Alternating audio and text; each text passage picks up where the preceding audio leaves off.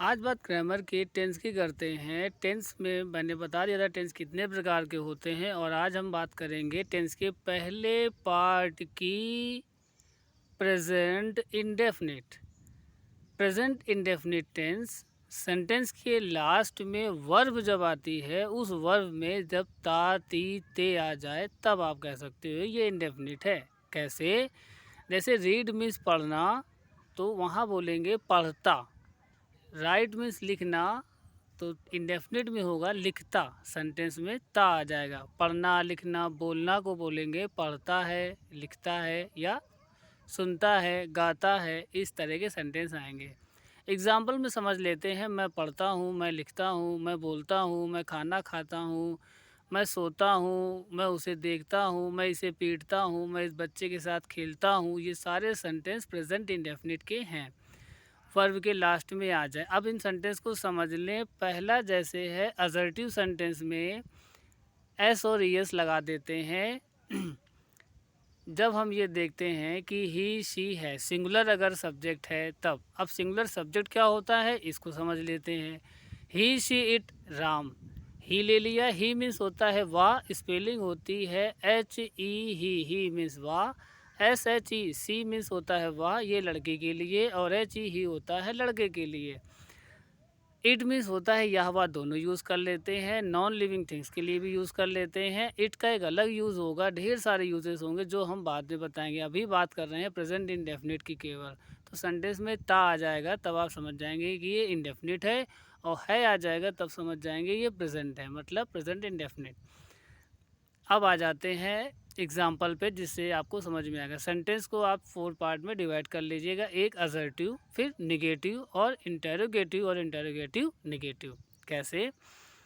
अगर सिंपल होगा तो एस और यस उसमें आपको मिल जाएगा। निगेटिव होगा तो डू नॉट और डज नॉट आपको मिल जाएगा। डज का हो गया सिंगुलर के लिए और डू हो गया प्लूरल के लिए। और जब इंटेरोगेटिव होगा तो वही डू या डज सेंटेंस के पहले आ जाएगा, मतलब पहले डू डज आएगा, फिर सब्जेक्ट आएगा, फिर हेल्पिंग वर्ब आपकी मेन वर्ब आ जाएगी जैसे। और अगर इंटेरोगेटिव निगेटिव है तो पहले डू डज आएगा, उसके बाद सब्जेक्ट आएगा, फिर नॉट आ जाएगा। अब इन्हें कैसे समझते हैं उसको देख लेते हैं। मैं पढ़ाता हूँ, आई टीच। मैं नहीं पढ़ाता हूँ, आई डू नॉट टीच। मैं पढ़ाता हूँ, आई टीच। मैं नहीं पढ़ाता हूँ, आई डू नॉट टीच। अब यहाँ पे डू नॉट आया। क्या मैं पढ़ाता हूँ? अब सेंटेंस इंटेरोगेटिव में चला गया। क्या मैं पढ़ाता हूँ? अब आई डू नॉट को जो हमने लिखा था, अब डू पहले लगा देंगे। Do I teach. क्या मैं पढ़ाता हूँ? Do I teach. और क्या मैं नहीं पढ़ाता हूँ? Do I not teach. अब सेंटेंस है, वह लिखता है, ही राइट्स। वह लिखता है, ही राइट्स। अब राइट्स में स्पेलिंग होती है WRITE, और ई में हमने एस लगा दिया क्योंकि वहाँ पर ही है और ही हमारा सिंगुलर है, इसलिए ही राइट्स। वह नहीं लिखता है, he does not right. He does not right. Right में एस नहीं है क्योंकि वो डू और उसमें ई एस लग चुका है, तो एस ई एस लगाते ही डज नॉट राइट।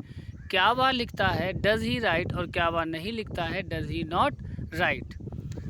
अब इसी को और एग्जांपल में लेंगे जिससे ये समझ में आएगा। वे गाना गाते हैं, दे सिंग अ सॉन्ग। वे गाना नहीं गाते हैं, they do not sing a song. क्या वे गाना गाते हैं? Do they sing a song. और क्या वे गाना नहीं गाते हैं? Do they not sing a song.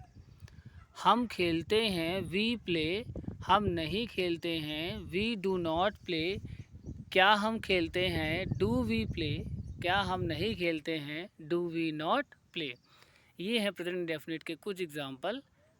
और इसके बाद अगर हम बात करेंगे तो हाउ, वाई, वेयर, व्हेन, उसकी अलग बात होगी। पहले प्रेजेंट इंडेफिनिट के सिंपल सेंटेंस को समझें।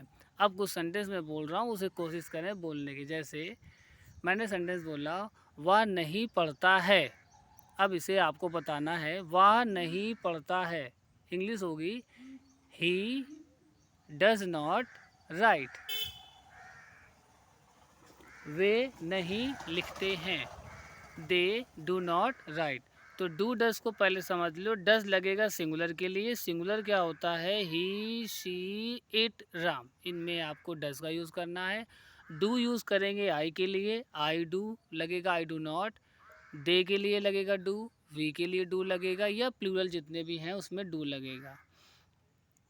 तो ये हुआ प्रेजेंट इंडेफिनिट टेंस, जिसको आप समझ सकते हैं। अब अगर हम बात करें इसी के आगे क्वेश्चंस की, तो वो सारे क्वेश्चन वर्ड जो भी होंगे, वाई, वेयर, व्हेन, हाउ, ये सारे सेंटेंस के पहले ही लग जाते हैं। कैसे? जैसे मैं उसे पढ़ाता हूँ, आई टीच हिम। मैं उसे नहीं पढ़ाता हूँ, I do not teach him. क्या मैं उसे पढ़ाता हूँ, डू आई टीच हिम। और क्या मैं उसे नहीं पढ़ाता हूँ, do I not teach him. मैं उसे कब पढ़ाता हूँ। अब ये कब वर्ड आया तो कब की होती है WHEN, व्हेन। व्हेन मीन्स होता है कब, और व्हेन मीन्स होता है जब। लेकिन ये कहाँ पर हमें जब पढ़ना है और कहाँ पर हमें कब पढ़ना है, ये हम आपको अगली वीडियो में बताएंगे। इसमें केवल आप प्रेजेंट इंडेफिनिट पे फोकस करें कि मैं उसे कब पढ़ाता हूँ। व्हेन डू आई टीच, पहले क्वेश्चन वर्ड आया व्हेन, उसके बाद हेल्पिंग वर्ब आई डू, फिर उसके बाद सब्जेक्ट आया आई, उसके बाद वर्ब आई, मेन वर्ब जिसको बोलते हैं वो है टीच, और उसके बाद ऑब्जेक्ट आया। ऑब्जेक्ट आपका आया उसे। मैं उसे कब पढ़ाता हूँ, इंग्लिश हुई व्हेन डू आई टीच। मैं उसे कहाँ पढ़ाता हूँ, where do I teach him. मैं उसे कहाँ पढ़ाता हूँ, where do I teach him. मैं उसे क्यों पढ़ाता हूँ, why do I teach him. मैं उसे क्यों पढ़ाता हूँ, why do I teach him. अब कब पढ़ाता हूँ, कैसे पढ़ाता हूँ, क्यों पढ़ाता हूँ, कहाँ पढ़ाता हूँ, ये सारे क्वेश्चन वर्ड आ जाते हैं। और जब सेंटेंस होता है कौन पढ़ाता है, तो ये हु वाले सेंटेंस होंगे। ये जब पूरे टेंस में बताएंगे तब। अभी मेन फोकस आपका है प्रेजेंट इंडेफिनिट सेंटेंस में। आपको ताती ते मिलेगा वर्ब में, और उसके बाद है मिलेगा तो प्रेजेंट होगा। तो ताती वाले आपको इंडेफिनिट में ही मिलते हैं। प्रेजेंट डेफिनेट पे केवल ध्यान देना है इस वीडियो में। प्रेजेंट डेफिनेट को ही समझना है। असर्टिव सेंटेंस हुआ तो एस और यस होगा, निगेटिव हुआ तो डू नॉट डज नॉट होगा, और इंटरोगेटिव में वही डू पहले लग जाएगा, डू डज, फिर सब्जेक्ट आता है। अब इसको और समझ लेते हैं। Subject plus V1 plus object. Subject हो गया SUV, सब्जेक्ट मेन करता, प्लस V1 का मतलब हो गया वर्ब की फर्स्ट फॉर्म, प्लस ऑब्जेक्ट का मतलब हो गया जो आपका कर्म होता है। अब इसी का सेकंड पार्ट हुआ subject plus do not comma does not plus V1 plus object. Subject हुआ मेन जो भी करता है, plus do not does not. जब सेंटेंस निगेटिव में बनाते हैं तो डू नॉट और डज नॉट का यूज़ करते हैं, प्लस V1 का मतलब हुआ वर्ब की फर्स्ट फॉर्म, प्लस ऑब्जेक्ट हो गया आपका जो भी कर्म है। थर्ड जो इसका आपको एक रूल है, फॉर्मूला है, पहले do does plus subject plus V1 plus object.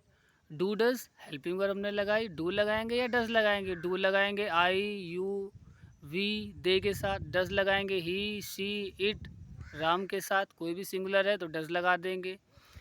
Do does के बाद सब्जेक्ट आ गया आपका। सब्जेक्ट आपका जितने भी सारे हैं वो सब्जेक्ट हैं, किसी का नाम लें वो भी सब्जेक्ट है, आई यू वी दे ये सब सब्जेक्ट भी है। इसके बाद सीधा वर्ब पे आएंगे। वर्ब आपकी खाना पीना, सोना, धोना, बैठना, लिखना, पढ़ना, ये सारी वर्ब है। जो भी आप क्रिया करते हो वो सारी वर्ब आ जाती है, इन्हें इंग्लिश में लिखेंगे। इसके बाद आपका आता है ऑब्जेक्ट, जिसके लिए हम करते हैं, जिसको हम करते, जैसे मैंने उसे कहाँ पढ़ाया, तो उसे जो वर्ड है वो आपका ऑब्जेक्ट हो जाता है। नेक्स्ट पर आएंगे, नंबर चौथे पर है आपका do does plus subject. Do does पहले लिखा, फिर प्लस सब्जेक्ट लिखा, प्लस नॉट लगाया, और उसके बाद नॉट के बाद फिर आएगा मेन वर्ब आ जाएगी V1 फर्स्ट फॉर्म, और उसके बाद आएगा ऑब्जेक्ट। तो पहले डू डज आया, डू डज के बाद आया सब्जेक्ट, सब्जेक्ट के